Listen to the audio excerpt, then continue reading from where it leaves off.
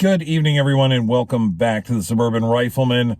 I was not able to get out to the range this week to do my weekly video. I've been pretty well on track for the last month or two, but this week was just crazy. I had all kinds of stuff going on, and I just could not get to the range. But I do have an important video to make. Now, this video is going to be a little bit weird. Obviously, I'm starting in my truck, and the rest of the video is going to be pretty much benchtop. But it's an important video. This is more of a PSA than anything.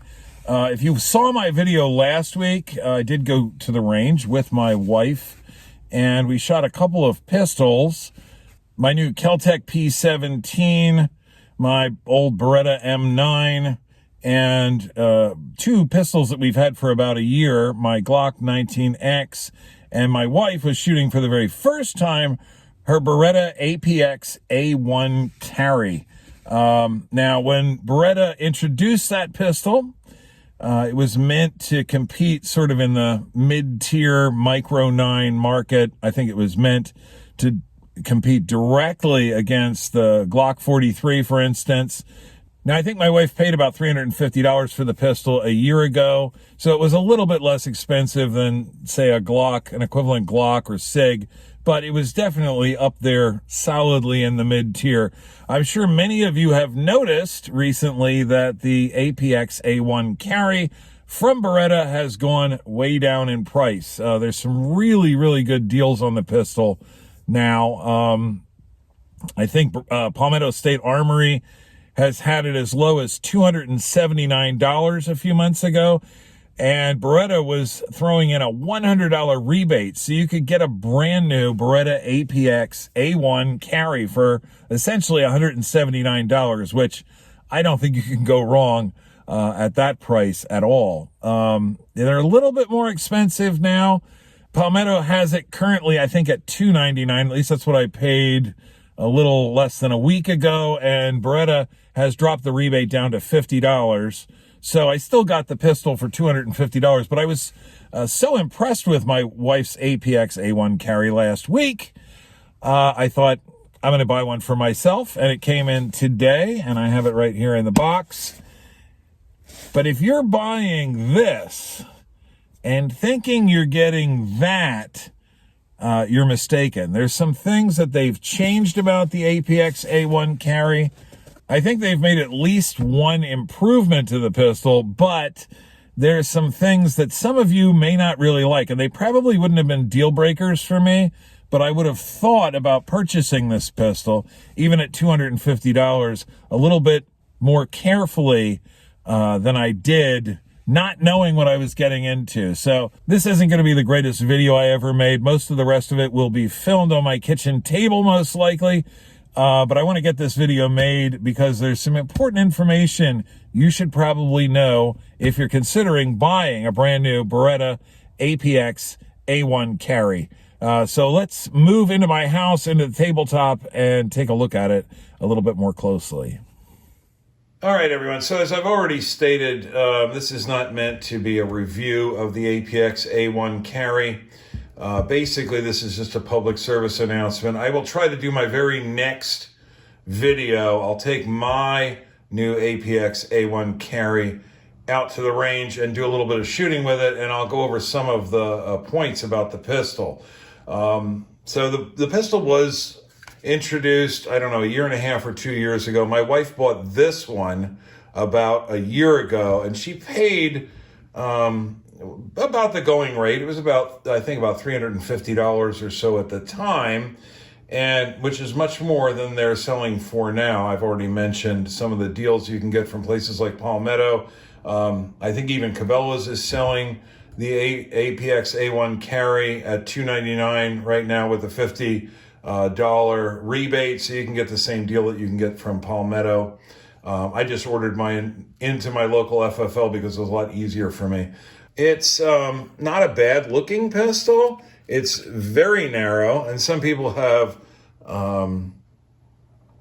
criticized the fact that it's only a single stack, but that doesn't bother me. I love this very narrow grip frame. It makes it very easy to conceal and carry.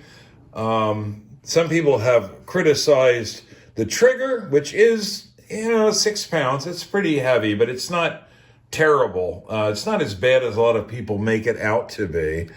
And one other criticism, it is cut for an optics plate, as you can see here. And I know very little about all of the various optics plates that are out there, so don't expect me to give you a whole lot of information there. But it's cut for an optics mount.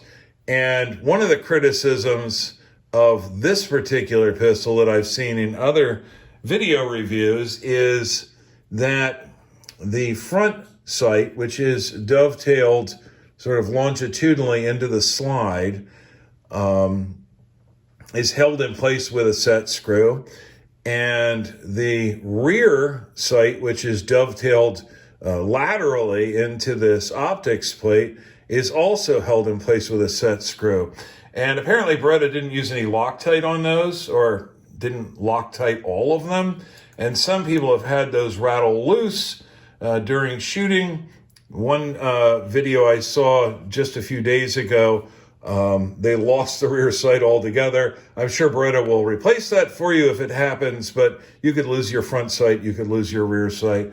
So the pistol wasn't perfect, but generally it was quite nice. And when we shot this one last week, we had absolutely no problems with it.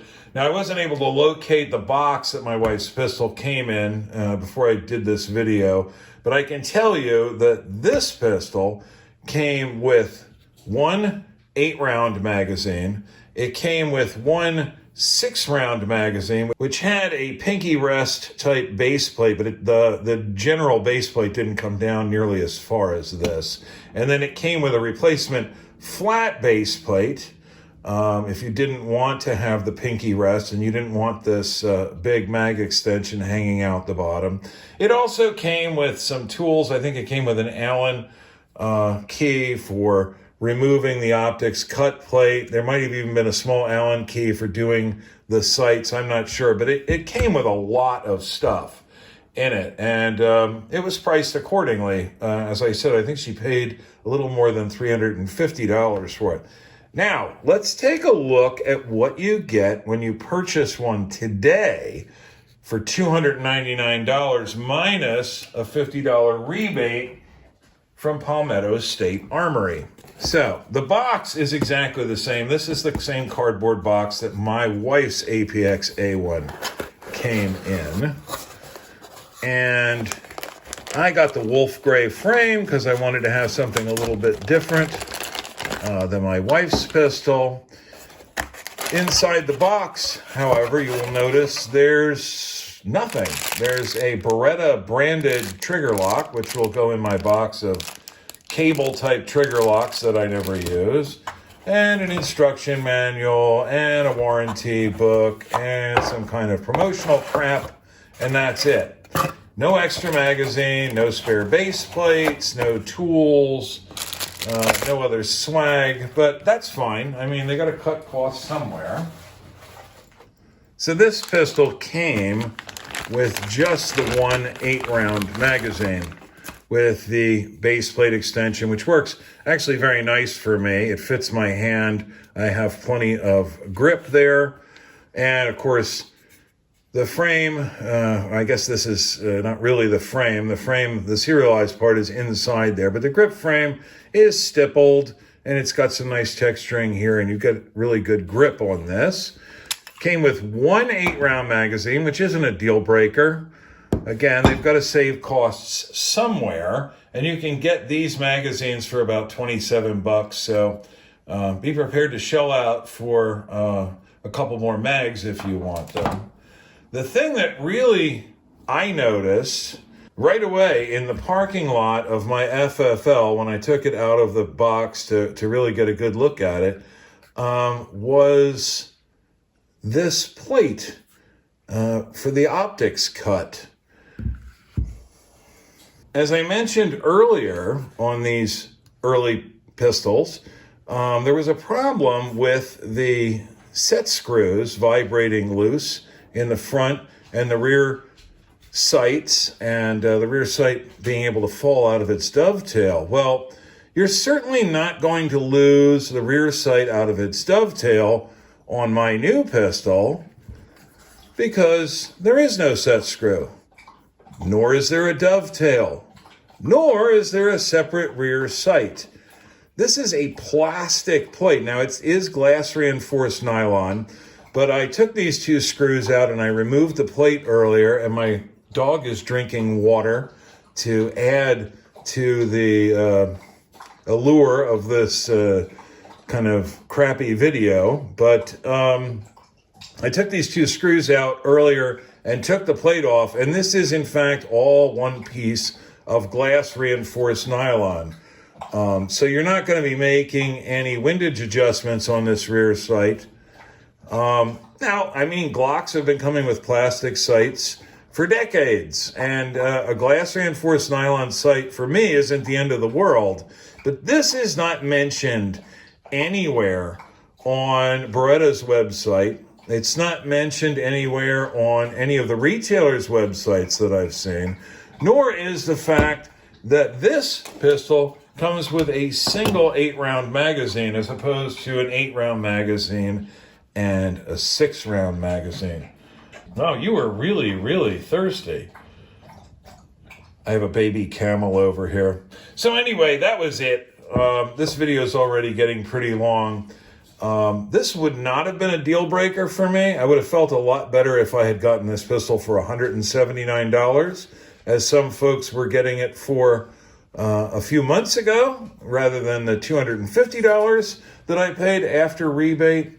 But I still think this is going to be a fine pistol. I don't see any reason it's not going to shoot. We'll find out soon enough. But my local FFL seemed to indicate these things are selling like hotcakes. Mine was not the first one that's come into the shop in the last couple of weeks. And I just wanted people to be aware of that. It's actually a little bit cheesy. I think it's going to be perfectly functional. I wasn't really planning on mounting an optic on here, not that that would matter, because of course you remove the plate to mount an optic. I'm mostly going to be carrying this as a deep concealment gun, but that's something to be aware of. That's something that's different from the original pistol. So that's pretty much all I've got. I will try to get a shooting video produced with this pistol for next week's video. And when I post that, I hope to see each of you then. Later, guys.